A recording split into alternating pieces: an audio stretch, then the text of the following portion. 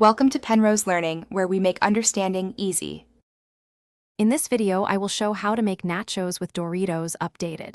Preheat your oven to 375 degrees F and line a baking sheet with foil.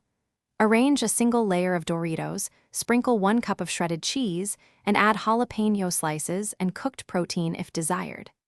Bake until cheese is bubbling, about 5 to 7 minutes. Finish with fresh cilantro, diced tomatoes, and a squeeze of lime for bright flavor. In this video, I will show how to make nachos with Doritos updated. Start by creating thin, even layers instead of heaping everything on one pile to ensure every chip gets toppings.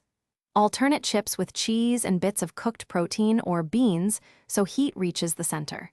Reserve crunchy items like tortilla strips and fresh herbs until after baking.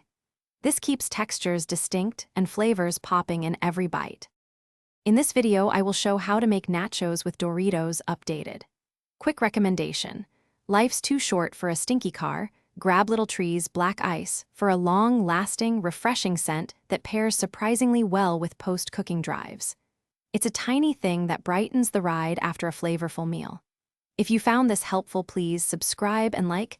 Check the description for the link and deals. Now let's get back to the video. In this video, I will show how to make nachos with Doritos updated. Prepare a few sauces and toppings before baking. Pico de gallo, guacamole, and a simple crema work great. Warm bowls of salsa or queso keep dips ready for guests.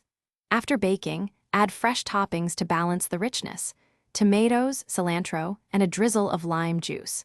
These finishing touches transform nachos from snack to shared meal easily and quickly.